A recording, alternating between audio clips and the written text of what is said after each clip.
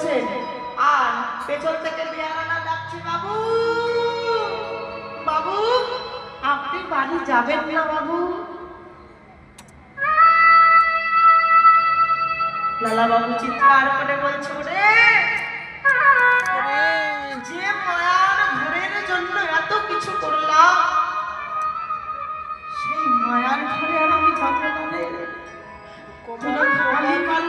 ঘরে ফিরে যা, আমার মেয়েকে গিয়ে সান্ত্বনা দিয়ে বলিস যে তোর বাবা চিরজীবনের মতো বিদায় নিয়ে সে বৃন্দাবনে চলে গেছে।